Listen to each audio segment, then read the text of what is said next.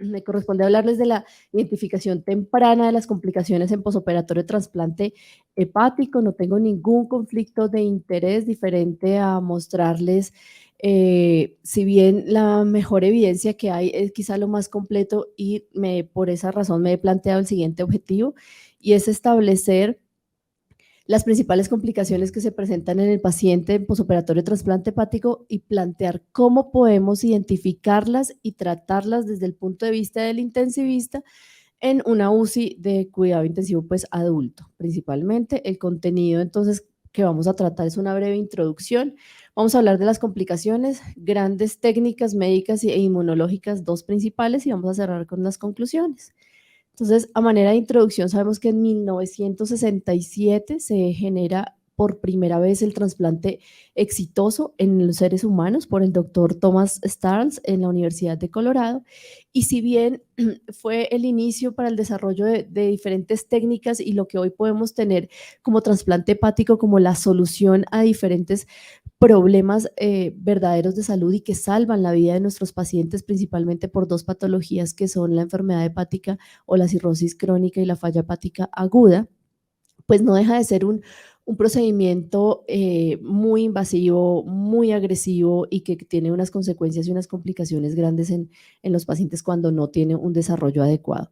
La principal mortalidad está relacionada en el escenario posoperatorio, a las comorbilidades con las que llega el paciente, a la calidad del injerto, al procedimiento quirúrgico y al manejo posoperatorio, el cual es nuestro reto que pues traemos hoy para ir desarrollando durante la charla. Entonces, ¿de qué se trata o cómo podemos tener el éxito en el trasplante hepático? Pues debemos saber que primero el manejo es multidisciplinario, como ya lo dijo Ever en el trasplante cardíaco, debemos tener una adecuada selección del paciente, del receptor, una evaluación muy juiciosa del donante, muy juiciosa, amplia y unificada, como ya también lo dijo Johan, debía conocer nuestro paciente y conocer las características de cada uno, el procedimiento quirúrgico perioperatorio y del grupo de anestesia, y finalmente lo que nos concierne a nosotros, que es la parte de la recuperación. Entonces, en todo este proceso, digamos que médico y administrativo y de manejo en la cabecera del paciente se presentan las diferentes complicaciones, que en este caso, para el manejo de la charla vamos a hablar de las complicaciones tempranas. Depende de las condiciones preoperatorias, es diferente entrar con un paciente que está en una falla hepática agudizada, crónica agudizada, que el paciente que de pronto llaman para hacer el trasplante. También tiene que ver mucho la calidad del donante, el procedimiento quirúrgico en sí y ya el manejo durante la unidad pues, de cuidado intensivo. Entonces, dijimos las dos principales causas por las cuales llevamos el paciente al trasplante hepático y los factores de riesgo para que el paciente tenga un buen desarrollo durante su transoperatorio son principalmente el sangrado gastrointestinal, la falla renal aguda, estos pacientes que ingresan con diálisis o con terapias de reemplazo renal durante el procedimiento en transoperatorio, ya de entrada la carga de morbilidad es muy alta y acá esto sí verdaderamente es un reto para el especialista, el uso de vasopresores y ventilación mecánica. Muchos tienen ventilación mecánica prolongada previa y esto a la espera de que salga un órgano, y la encefalopatía prolongada, que tiene que ver con el número de semanas que el paciente ha estado en encefalopatía para su recuperación posoperatoria. Es así como esto condiciona la ventilación mecánica prolongada y el riesgo de intubación, que principalmente nos lleva a las grandes digamos que retos, a los grandes problemas que puede presentar el paciente en la UCI, que es la neumonía, sepsis y disfunción orgánica múltiple. Esto condiciona directamente la mortalidad. ¿Y qué se ha visto hasta hoy? Como vamos en la introducción, que realmente cambie el destino o el pronóstico tan enfermo en este tipo de pacientes, dos cosas que ha mostrado evidencia. Una es la nutrición enteral posoperatoria temprana, ojalá pues vía oral, pero en esos pacientes que tienen complicaciones, pues la nutrición enteral en este momento, no, ustedes saben que acá en la Fundación Santa Fe es un centro de trasplante hepático, trasplantamos alrededor de 100, 120 durante el año, y ya en este momento están saliendo incluso sin sondas nasogástricas, solo para alimentaciones por vía oral durante las 6 primeras horas, y eso es lo que se ha visto que realmente cambia los desenlaces. Y el uso de los probióticos como inmunonutrición también como característica importante que ya vamos a ver. Entonces, estas dos principales cosas nos cambian desenlaces. Y en términos generales, démonos cuenta que el trasplante desde hace más de ya 50 años que se viene trabajando junto con la inmunosupresión, el manejo perioperatorio y la técnica quirúrgica han llevado que este procedimiento tenga una sobrevida un año mayor del 90% y a 10 años tenemos entre el 70 al 80%, es decir, la mayoría se salvan, tienen muy buenos resultados, pero esa minoría pues debemos de poder cogerla a tiempo y diagnosticarla de una forma certera. ¿Qué complicaciones vamos a tratar entonces? Técnicas médicas e inmunológicas. Hablando entonces de las complicaciones técnicas, estas se presentan entre el 5 y el 10% de todos los pacientes que son llevados a trasplante hepático y tiene que ver principalmente con la condición preoperatoria. Entonces, lo primero, sé que lo he dicho y quizá lo voy a repetir en las siguientes diapositivas con las patologías de los pacientes. Condición preoperatoria es un factor predisponente único y muy importante para saber cómo le va a ir a nuestro paciente, coagulopatía severa en el preoperatorio y las cirugías previas que tienen que ver ya más con el proceso quirúrgico en sí, pues que pueden encontrar diferentes adherencias, o variantes anatómicas distintas.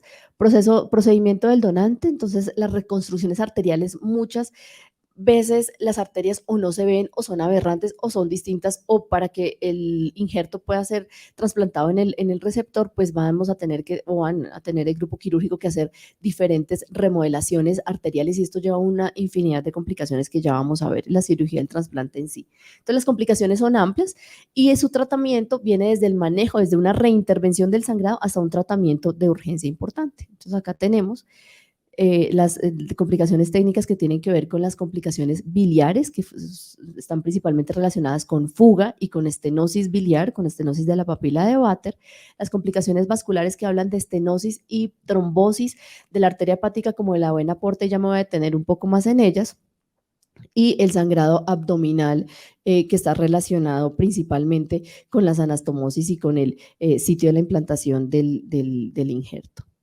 Entonces, la hemorragia, digamos, como primera complicación grande posoperatoria, se presenta en el 10 al 15% de los pacientes y van a requerir reintervención por sangrado. Hay una cosa muy importante y como lo he dicho, la condición prequirúrgica hace pensar que el paciente ya de entrada va a requerir una revisión quirúrgica y mucho más lo conocen los cirujanos que durante la cirugía pueden ir incluso planteando la reoperación. Van incluso pensando que el paciente puede requerir una reintervención quirúrgica dada todos los requerimientos de transfusiones que han requerido y también se ha relacionado con la pobre función inicial del injerto principalmente. Entonces, las razones quirúrgicas, hay unas están relacionadas con el donante, como lo dije, laceraciones del lóbulo derecho del hígado, digamos también a nivel de la cama de la vesícula biliar, de la arteria cística y unas pequeñas venas que no están bien identificadas son las que van a generar ya durante la reperfusión mayor sangrado y en el receptor durante la hepatectomía es donde tienen que tener mayor cuidado. También alrededor de la glándula adrenal y las anastomosis vasculares que son las principales que van a sangrar.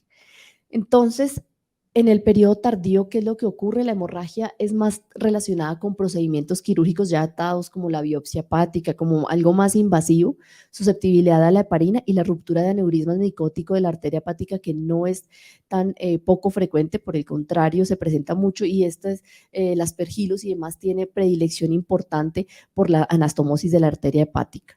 El diagnóstico clínico lo podemos ir sospechando desde que el paciente presenta un shock de origen hipovolémico, ¿cierto? Entonces, hipotensión, taquicardia, caída de la saturación venosa, de oxígeno, deterioro de la función renal y distensión abdominal principalmente. Debemos tener en cuenta que en las horas iniciales del posoperatorio no se va a alterar la función hepática, a diferencia de todas las que voy a hablar acá adelante. En este, que es el de sangrado, el de hemorragia, no se va a presentar alteración de la función hepática. En algunas ocasiones se puede hacer un drenaje percutáneo adecuado si digamos que las características del paciente lo permiten, no hay una coagulopatía severa, ya se estabilizó la parte de la transfusión, se puede lograr. El ultrasonido es muy importante para determinar si el hematoma es intrahepático o subhepático, perihepático y si hay líquido libre. Y el angiotac que nos ayuda a descartar principalmente otras causas. Entonces, la reoperación, las guías la han definido para los que han requerido un aumento importante de la hemotransfusión durante su perioperatorio, pero pues no contemos con este valor que es de 4 o 6 unidades dentro de las primeras 24 horas, porque nosotros hemos tenido a pacientes hasta con 80 unidades en el posoperatorio inmediato, lo cual es más, digamos que un consenso en equipo. Si el paciente presenta inestabilidad hemodinámica y se debe llevar a diferentes estudios de factores de la coagulación como la antitrombina 3 y el factor 8 de la coagulación. Entonces, ya para ir entrando en cada una de las patologías, trombosis y estenosis de la arteria hepática, si bien sabemos que el hígado, digamos que normal, no implantado ni en trasplante, puede incluso funcionar sin la arteria hepática derecha principalmente, puede digamos que por sus colaterales perfundirse. En los pacientes trasplantados no ocurre lo mismo. Entonces, si el paciente con trasplante tiene una estenosis o una trombosis de la arteria hepática derecha que no se detectó a tiempo o que se reconstruyó de manera equivocada, puede llevar a, o sea, sine qua non, a una necrosis completa del lóbulo derecho del hígado, y esto va a requerir un retrasplante de urgencia. Se presenta más en niños, su incidencia es del 15 al 20%, y en adultos entre 2.5 al 10%, y en los niños tiene que ver más es con el diámetro de la arteria, porque al hacer la anastomosis tiene mayor riesgo de presentar estenosis, y principalmente en el posoperatorio temprano, ya lo dije, como de manera tardía, no de este tipo. Tiene que ver con el tipo de reconstrucción arterial y con los pacientes que tienen o que requieren extensiones vasculares del injerto. Acá tenemos entonces, simplemente son unas imágenes para, para mostrarles cómo las anastomosis y los sitios de las anastomosis y todas las arterias, ay, perdón, aberrantes, no, pues son las que van a lograr el mayor riesgo de sangrado a nivel de estas zonas, o los conductos biliares cuando son también extensos. Entonces, ¿qué otros factores predisponentes tenemos? El receptor con múltiples arterias aberrantes, estenosis del tronco celíaco, daño en la íntima de la arteria hepática del donante, reconstrucción de múltiples arterias del donante y un injerto con interposición infrarrenal principalmente. ¿Qué debemos hacer? El manejo a la cabecera del paciente con el ultrasonido. Ya muchos de nosotros nos estamos también entrenando en ultrasonido hepático con el objetivo de diagnosticar esto de forma más temprana. Todos los pacientes en el posoperatorio inmediato salen con esta valoración y se debe confirmar con angiotomo o angioresonancia magnética en la mayoría de los casos. Entonces, clínicamente, ¿cómo la podemos sospechar? Y esto sí es uniforme para alguna de las patologías que les voy a hablar, es el incremento dramático de las transaminasas, que ya nos dice que hay una necrosis importante o masiva del injerto, disminución del flujo biliar con aclaramiento del color, fiebre y un estado séptico que normalmente nos dice que el paciente requiere un trasplante urgente. Durante los primeros 10 días que vamos a tener, que si bien se trata de una trombosis de la arteria hepática, dependiendo de las características, se puede llevar a trombectomía aguda, la cual tiene un éxito entre el 50 al 88% por ciento de los casos, pero dependiendo nuevamente de las características, se prefiere incluso la reintervención quirúrgica. Entonces acá tenemos como el tratamiento de forma general. Entonces, cuando tenemos la trombosis de la arteria hepática, si es temprana o es tardía, si es temprana se requiere trombectomía o retrasplante de urgencia, y si ya es tardía, vamos a entrar con diferentes digamos que procedimientos de hemodinamia para colocación de stents y otras cosas adicionales. La estenosis también, lo que anteriormente les hablé fue de la trombosis, principalmente de la arteria hepática, ahora de la estenosis. Esta principalmente se presenta en el sitio de la estomosis, su progresión clínica es mucho más lenta, lo cual nos da tiempo para realizar una angioplastia o ahí lo hablan como un performance, o sea, mejorar de pronto quizá la anastomosis que se haya hecho a nivel de la arteria. Eso en cuanto a la parte arterial, que si bien es muy importante, las complicaciones que tienen que ver con el sistema porta o el sistema venoso son mucho más perjudiciales en nuestros pacientes. Se presentan con disfunción del injerto, con una hemorragia variceal importante e inestabilidad hemodinámica. Afortunadamente son más raras, una incidencia del 0.3 al 2.2% y el 15% en pacientes que tienen un shunt portocavo preexistente. Factores predisponentes múltiples, tanto del paciente como del donante, que no me voy a tener a leer, pero sí saber que las condiciones en el posoperatorio inmediato, como el edema severo del injerto, la hipercoagulopatía, ya nos predisponen de entrada a una estenosis del sistema porta muy importante, y estos clínicamente se van a observar como signos de hipertensión portal, entonces sangrado variceal, ascitis y la falla hepática fulminante, sobre todo en el posoperatorio temprano.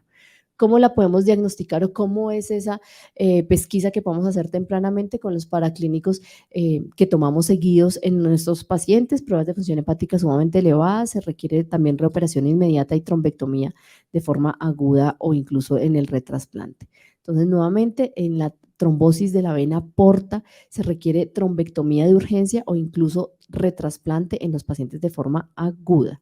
Y en la estenosis venocava, esta es mucho más rara, es una complicación mucho más rara del 1 al 2%, pero con una mortalidad mucho mayor, una mortalidad del 50 al 75%.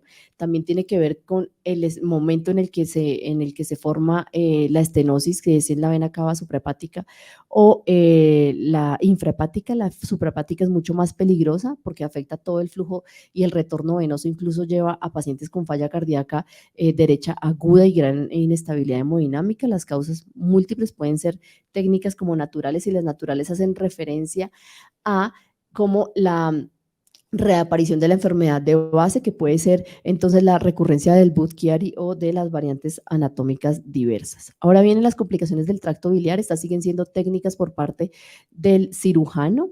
Esto es porque son conocidas y son mucho más frecuentes, pero son conocidas como el talón de Aquiles de los cirujanos, y sabemos que una vía biliar en unas manos no muy bien entrenadas pues va a ser una catástrofe abdominal, e incluso en nuestros pacientes. Se presentan dependiendo de los reportes de 2.3 hasta el 50% de los pacientes. Tienen alto riesgo de complicaciones, llevan a infecciones serias, ya acá se superponen con las infecciones, que es otra de las complicaciones más temidas en este grupo, con una mortalidad altísima dentro de los primeros 6 meses. ¿Tiene que ver con qué? Con la habilidad del cirujano, la calidad de la reconstrucción del tracto biliar. La incidencia de fugas es del 1.3% al 10% en este grupo de pacientes. Entonces, en cuanto a las estenosis, ya hablando exactamente del tracto biliar, pues es una incidencia de 2.6 al 20%, y tienen que ver, dependiendo si es de forma temprana o tardía. Cuando es tardía se relaciona con otras lesiones que son como la de la arteria hepática, lesión biliar de tipo isquémico, y esto tiene que ver con otras características también pues del donante y del receptor, que como conocemos están muy relacionadas con el procedimiento quirúrgico, la indicación del trasplante y las técnicas, incluso cuando se requiere la reducción del tamaño porque el receptor sea más pequeño. Esto genera pues mayor riesgo de complicaciones. ¿Cómo se van a presentar? Clínicamente, ¿cómo las podemos observar? Desde una colestasis asintomática, una colangitis, hasta una peritonitis biliar severa con sepsis acompañada. El diagnóstico se debe hacer por colangiografía con drenaje de tubo en T. Este nos va a permitir el drenaje, ya sea percutáneo también, del bilioma, o el implante de un stent a través de la CPRE. Nuevamente, entonces, en todos el espectro clínico va a ser muy parecido: colestasis biliar primaria, pacientes con fiebre, síntomas inespecíficos, pero el tratamiento pues ya como en primera medida va a ser más, digamos, de origen endovascular. En algunos casos de los pacientes que tienen complicaciones del tracto biliar y que se relacionan con estenosis, esto ya nos va a llevar, como lo dije, a una infección severa, lo cual pueden presentar incluso abscesos hepáticos, y esto requerir incluso retrasplante de forma electiva. Algunas de las complicaciones quirúrgicas no específicas ya tienen que ver ya en el posoperatorio, digamos, más tardío, que pueden ser con obstrucciones, infecciones, bridas y demás. Las complicaciones médicas, entonces, principalmente están dadas ya sea por el manejo del paciente, por las comorbilidades que él tenga, la hipertensión arterial, que va a ser secundaria a inmunosupresores, y al dolor intenso en ocasiones, o la hipervolemia por el manejo médico que se le dio en el transoperatorio. Lo bueno es que en este tipo de patologías o de escenarios específicos podemos manejarlos con inhibidores de calcio y con diuréticos. Las alteraciones electrolíticas que se dan en todos los electrolitos, sodio, potasio, calcio, magnesio, que tienen que ver con la reperfusión hepática, van a presentar principalmente arritmias. Dentro de las más comunes es las arritmias supraventriculares, y de las más temidas pues de pronto la bradicardia, que incluso llegan a requerir manejo con marcapaso transvenoso, falla hepática o renal, que debemos tener siempre en cuenta cómo en el momento en el que se debe soportar cada uno de estos diferentes órganos. Entonces, vamos a tener ciertos, digamos que dentro de las complicaciones médicas, unos cambios esperados, los cambios respiratorios van a estar inherentes a la cirugía abdominal, disminución de la capacidad ventilatoria y disminución de la movilización del diafragma, y el 100% de los pacientes en algunos estudios se ha reportado que presentan un derrame pleural derecho, que los factores predominantes para que estos pacientes presenten complicaciones desde el punto de vista respiratorio y que se van a ver sumados a la neumonía, a la sepsis y el mayor riesgo de reintubación está dado por hipoproteinemia, reanimación hídrica abundante y la insuficiencia renal, que nos lleva a todas las otras complicaciones que requieren un manejo realmente similar al que tienen otros pacientes. Lo importante es tener en cuenta siempre la actuación temprana en ellos, porque se ha definido en todas las series como un marcador de resultado favorable. Los cambios renales, si bien es el primer órgano que se puede afectar en estos tipos de pacientes, digamos, de forma más temprana, la definición está dada por una creatinina mayor a 2 o 3 miligramos sobre decilitro o un aumento del 50, mayor al 50% de la basal entre el segundo al cuarto día posoperatorio. Tiene todos los factores que ya conocemos de otro origen que ayudan a que los pacientes presenten falla renal aguda, pueden presentar oliguria y además en estos principalmente asociado a la citis, al edema y a las alteraciones ácido-base. En cuanto al estado neurológico, es muy importante, las complicaciones que se presentan son relacionadas con hemorragia intracraneana, coagulopatía, hipertensión, que son las principales causas, encefalopatía noxoisquémica por hemorragia o por hipoxia, y las convulsiones que pueden ser incluso secundarias a toxicidad por medicamentos en el manejo temprano de estos pacientes. Las miopatías y las neuropatías están descritas ya bien sea por complicaciones de los medicamentos o por condiciones preexistentes. Los pacientes se pueden presentar desde desorientación, agitación o confusión, pero el manejo en ellos la mayoría de las veces es conservador. Estos pacientes no se les debería invadir como en los otros pacientes que normalmente consideramos invasión. Entonces, entramos digamos que a la parte final de la charla, que habla de las principales complicaciones médicas e inmunológicas. Si bien un paciente que se está sometido a un trasplante hepático que transcurre normalmente, vamos a tener que va a haber en el postoperatorio temprano o después de las primeras 24 horas una disminución de las transaminasas, luego empiezan a tener una mejor producción del factor 5, la protrombina y de las plaquetas, y hay una estabilización que lleva a una disminución de la acidosis, del amonio y una buena producción biliar y ausencia de encefalopatía. Este es el transcurso normal de un paciente con trasplante hepático. Pero, ¿qué ocurre cuando nos salimos de esto? Pues que podemos tener una disfunción del injerto. Lo primero que podemos pensar, si las partes técnicas o digamos de hemorragia y de obstrucciones agudas están claras, debemos pensar en una disfunción del injerto. La disfunción tardía normalmente está relacionada con reactivación de la enfermedad que lleva al paciente a presentar el trasplante, y la disfunción temprana está principalmente por problemas del injerto, una disfunción primaria, síndrome colestásico no específico por la técnica quirúrgica, por toxicidad hepática relacionada con medicamentos y pues en última medida por infecciones. Las manifestaciones de todas estas van a ser similares. El paciente entonces presenta digamos que falla hepática, aumento de las transaminasas, colestasis, pero el manejo de cada una de ellas es completamente diferente. Por eso es la importancia de saber la causa. Si bien otra de las principales características es la falla primaria del injerto, esta se presenta entre el 5 y el 10%, tiene más relación durante los primeros 7 días de vida, y como ya lo dije, muchas veces hay un criterio clínico que ya con la apariencia, digamos, del injerto del órgano que se está poniendo, ya nos dice si el paciente puede tener este altísimo riesgo, además de sus características previas que pueden predisponer a presentarlo. Entonces, el diagnóstico, ¿cómo se hace? La causa exacta es desconocida, por eso es el gran reto. Debe sospecharse desde el procedimiento si el paciente tiene coagulopatía luego la reperfusión, escasa producción de bilis, si es casi que patognomónico de una disfunción del injerto, pobre apariencia hepática, como que después de la reperfusión tampoco hay una mejoría en el color y en los aspectos generales. van a presentar elevación altísima e hiperaguda de las transaminasas, el factor 5 va a estar disminuidos los tiempos, los tiempos de protrombina van a estar alterados con escasa producción biliar y encefalopatía hepática. Entonces, el paciente, ¿cuál es el reto en la UCI? Que no se va a poder extubar, la acidosis y la hiperlactatemia no van a poder corregirse a pesar de que nosotros hagamos todas las medidas para llevar al paciente a las metas, no va a ser posible y debemos ir pensando en esto. Si el paciente está estable, lo pueden llevar a biopsia. ¿Y qué se encuentra en la biopsia? Una necrosis hepática, y si no, mediante el manejo y la mejor evidencia que tenemos en este momento disponible es el uso de prostaglandinas en las primeras 24 a 48 horas. Si no hay mejoría, pues sí se debe incluso volver a poner el paciente en urgencia cero para trasplante. La infección posoperatoria es otra de las principales que se presentan en el posoperatorio temprano, dependiendo nuevamente de las características previas del paciente. Neumonía es la principal, seguida de colangitis y de sepsis. Se cree que es bacteriana y fúngica primordialmente, que está asociada con todas estas características, pero primordialmente hospitalización prolongada previa del paciente y uso de ventilación mecánica. ¿Qué ocurre entonces o cuáles son los desenlaces más graves de estos pacientes que presentan infección postoperatoria temprana? La ventilación mecánica prolongada, el aumento de la mortalidad asociada.